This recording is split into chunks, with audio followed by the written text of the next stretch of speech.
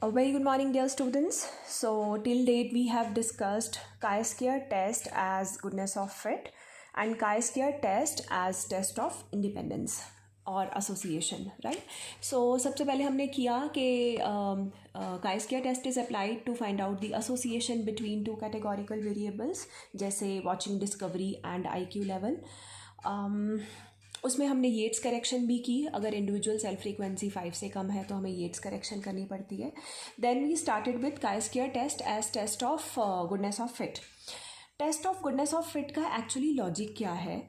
For example, I have a coin. मैं उसको 100 times toss करती हूँ तो as per probability head 50 times आना चाहिए, टेल 50 टाइम्स आना चाहिए. लेकिन मैंने एक्चुअल में टॉस किया तो लेट्स से हेड 60 आ गया, टेल 40 आ गया. तो there can be two possibilities. पहला, या तो कॉइन जो है दैट इज़ अनबैलेंस्ड, सिक्का खोटा है, और बाई चांस आ गया. So chi-square test as goodness of fit is applied to check whether this difference between observed and expected frequency, यानी 60 और 50 का जो डिफरेंस आया है that is due to the unbalanced coins, biased coins, or by chance, right? So इसलिए हमें क्या करना पड़ता है? chi-square test as goodness of fit apply करने से पहले हमें एक्सपेक्टेड फ्रीक्वेंसीज कैलकुलेट करनी पड़ती हैं. अभी तक हमने डिस्कस किया एक्सपेक्टेड फ्रीक्वेंसीज जो हैं वो दो तरीके से कैलकुलेट हो सकती हैं, या बायनॉमियल डिस्ट्रीब्यूशन के थ्रू या पॉइजन डिस्ट्रीब्यूशन के थ्रू. बायनॉमियल डिस्ट्रीब्यूशन के थ्रू हम तब करते हैं एक्सपेक्टेड फ्रीक्वेंसीज कैलकुलेट जब हमारे पास सिर्फ दो आउटकम्स हों, ईदर सक्सेस और फेलियर, और हर ट्रायल में सक्सेस और फेलियर के probability सेम रहे. For example, I toss a coin, there can be either head और टेल, और हर ट्रायल में हेड और टेल की probability 0.5 ही रहती है. The other example, I throw a dice, I say even number आए या ऑड नंबर आए, there are only two outcomes, even और ऑड नंबर, सक्सेस और फेलियर, और हर ट्रायल में इवन की probability 0.5 रहेगी और उसकी ऑड नंबर की भी probability सेम रहती है in every trial. So there we apply binomial distribution to find out the expected frequencies. The other is Poisson distribution. Poisson distribution कहाँ apply होता है? As I told you earlier, जहाँ हमारी P is very low, the probability of happening of event is very low, there we apply Poisson distribution. The other hint we get is जैसे जैसे हमारा number, हमारा x increase होता जाता है, हमारा y जो है वो कम होता जाता है. मैंने पहले भी एक एग्जांपल ली थी फिरोजपुर रोड पे accidents. In a year, let's say 365 days में अगर हम कहें 0 एक्सीडेंट, ऐसे दिन कितने होंगे? बहुत ज़्यादा होंगे, राइट? उसके बाद मैं कहूँ कि एक एक्सीडेंट ऐसे दिन कितने होंगे? थोड़े कम होंगे. 2 एक्सीडेंट ऐसे दिन कितने होंगे? थोड़े और कम होंगे. अगर मैं कहूँ एक दिन में 6 एक्सीडेंट्स तो दिन बहुत ही कम होंगे. इसका मतलब इस तरह का हमारा ग्राफ आता है अगर मैं एक्स और वाई को प्लॉट करूँ. दी other example given in your book on page number 10.10.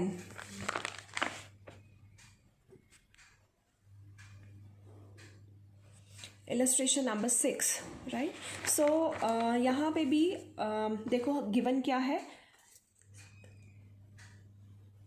यहाँ पे भी गिवन क्या है? Number of mistakes. Let's say total pages in a book are 330. तो टाइपिंग मिस्टेक्स की अगर हम बात करें, 0 मिस्टेक्स ऐसे पेजेस बहुत ज़्यादा होंगे, 1 मिस्टेक पेजेस कम होंगे, 2 मिस्टेक्स पेजेस, और अगर मैं कहूँ 4 मिस्टेक्स तो बहुत कम ऐसे पेजेस होंगे जहाँ पे 4. सो अगर मैं इसको प्लॉट करूँ तो इस तरह का ग्राफ आएगा. So this is a hint where we can apply Poisson distribution. आपको कभी भी बोला नहीं होगा कि आप बायनॉमियल अप्लाई करो या पॉइजन अप्लाई करो. ये आपने देखना है on the basis of hints that आप कौन सी डिस्ट्रीब्यूशन अप्लाई कर रहे हो to find out the expected frequencies. Now coming to how to fit a Poisson distribution or how to find out the expected frequencies in case of Poisson distribution, right? So for finding out the expected frequencies, सबसे पहले हमें चाहिए होता है यहाँ पे mean. और mean के लिए we know the formula is summation fx divided by summation f. तो this is x, this is f. We are already aware of कैसे हमने मीन निकालना है. सो एफ एक्स निकालते जाना है. Summation F x divided by this is summation F. तो हमारे पास मीन इस सीरीज़ का आ गया. Let's say this is 145. So 145 divided by 330 that is equal to this. So this is the mean of the series. अब हमने क्या करना है, फिटिंग के लिए we need e raise to power minus m. e raised to power minus m means e raised to power minus 0.44. This would be given to you in the question already. और अगर नहीं given होगा तो आपको इस तरह का एक टेबल दिया जाएगा जहाँ पे आप वैल्यू जो है खुद e raised to power minus m की देख सकते हो. So here we can see 0.44 के नीचे it's 0.644, right? So e raised to power minus 0.44 is equal to 0.644. ये वैल्यू आपको जनरली क्वेश्चन में गिवन ही होगी, टेबल नहीं दिया जाता पेपर में फाइनल्स में. सो ये वैल्यू आपको गिवन होगी. सो अब हमने निकालनी है, these are the observed frequencies, हमने निकालनी है एक्सपेक्टेड फ्रीक्वेंसीज. एक्सपेक्टेड फ्रीक्वेंसीज के लिए बहुत ईजी है पॉइसन डिस्ट्रीब्यूशन फिट करना. हमने क्या करना है, यहाँ n into e raise to power this. So total n हमारा है 330 into 0.644. This is equal to 212.52. जैसे हमारे पास ये आ जाएगा, हम इसको यूज़ करेंगे 212.52 into m divided by 1. So this is 212.52. m हमारा है 0.44. This is equal to 93.50. अब इसको यूज़ करेंगे ये निकालने के लिए, ये आ गया हमारा इधर 93.50 into m divided by 2. So 93.5 into 0.44 divided by 2, this is equal to 20.57. अब ये यूज़ करेंगे इसके लिए 20.57 into m divided by 3. So 20.57 into 0.44 divided by 3, 3.01. इसको यूज़ करेंगे नेक्स्ट निकालने के लिए 3.01 into m divided by 4, 3.01 into 0.44 divided by 4, this is equal to 0.33.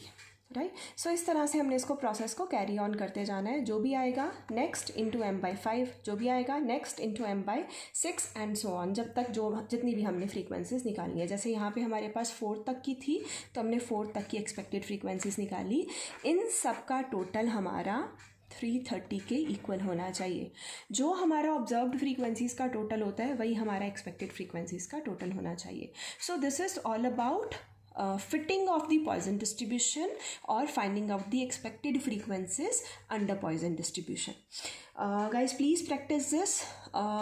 Then I'll start with chi-square test applying after Poisson distribution.